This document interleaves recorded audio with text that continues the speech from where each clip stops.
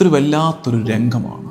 ഇത്രയും ആരവങ്ങളോടെ സ്വീകരിക്കപ്പെട്ടിട്ട് വരുന്ന ദിവസങ്ങളിൽ ആക്രോശങ്ങളാൽ തിരസ്കരിക്കപ്പെട്ടു പോയ ഒരു രാജാവ്. ആർപ്പുവിളികളുടെ നടുവിലൂടെ ഈശോ ജെറുസലേമിലേക്ക് ഗ്രാൻഡ് എൻട്രിയാണ്, ഈശോയുടെ രാജകീയ പ്രവേശനം. ഒരു പക്ഷേ സുവിശേഷത്തിലെ ദ മോസ്റ്റ് പാരഡോക്സിക്കൽ മൊമെന്റ്. ഒരു പോരാളിയെപ്പോലെ someone like a warrior വരേണ്ട രാജാവ് കഴുതപ്പുറത്തേറി വരുന്നു. പാരഡോക്സ്.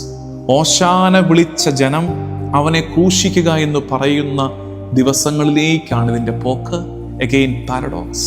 അങ്ങനെ വൈരുദ്ധ്യങ്ങളുടെ ഒരു രംഗമാണ് ഈ ഭാഗം. ഈ സ്തുതിഗീതങ്ങളുടെ നടുക്ക്, ഈ ആരവങ്ങളുടെ, ഈ ആഘോഷങ്ങളുടെ നടുക്ക് കുരിശിൻ്റെ നിഴല് വീണ് കിടപ്പും. നമ്മുടെ ജീവിതത്തിലും സമാനമായ അനുഭവങ്ങളില്ലേ? ചില വലിയ സന്തോഷങ്ങളുടെ, വലിയ ആരവങ്ങളുടെ ഒക്കെ മേൽ ഒരു കുരിശിൻ്റെ നിഴല് വീണ് കിടപ്പുണ്ടായിരുന്നു. ഇവിടെ അത്തരമൊരു നിഴലുണ്ട്. കുരിശിൻ്റെ നിഴല് വീണ് കിടക്കുന്ന രംഗമാണ് ഇതെന്ന് തിരിച്ചറിയും. ഇവിടെയാണ് ഈ പുസ്തകം, ഈ ബൈബിൾ ഒരു അത്ഭുതമായിട്ട് മാറുന്നത്. ഇത് തമ്മിലുള്ളൊരു ചരട്, ഒരു ത്രെഡ് നമുക്ക് മനസ്സിലാക്കുന്നത്. വ്യത്യസ്ത കാലങ്ങളിൽ വ്യത്യസ്ത മനുഷ്യര്, വ്യത്യസ്ത ദേശങ്ങളിൽ വ്യത്യസ്ത ഭാഷയിൽ എഴുതിയ താളുകൾ തമ്മിൽ അദൃശ്യമായ ഒരു ചരടിനാൽ ഇതിങ്ങനെ ബന്ധപ്പെട്ട് കിടക്കുന്നതിൻ്റെ അത്ഭുതം നമുക്കുണ്ടാകുന്ന നിമിഷങ്ങളാണ്. സക്കറിയ 9:9 വിനയാന്വിതനായ രാജാവ്. ഇവിടെ ഈശോദ വിനയാന്വിതനായ രാജാവായിട്ട് വരുന്നു. But his not a political Messiah.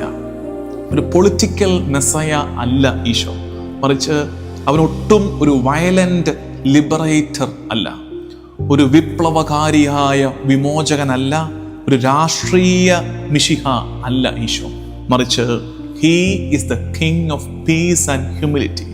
സമാധാനത്തിൻ്റെ, എളിമയുടെ രാജാവായി കർത്താവ് വരുന്ന രംഗം പഴയ നിയമത്തിൽ പ്രവചിക്കപ്പെട്ടത് പുതിയ നിയമത്തിൽ പൂർത്തിയാകുന്ന രംഗമാണിത്. ദാവീദിന്റെ പുത്രനായവൻ, ദാവീദിനേക്കാൾ വലിയവൻ വരുന്നു. അവന് സ്തുതിഗീതങ്ങൾ ഉയർത്തപ്പെടുന്നു.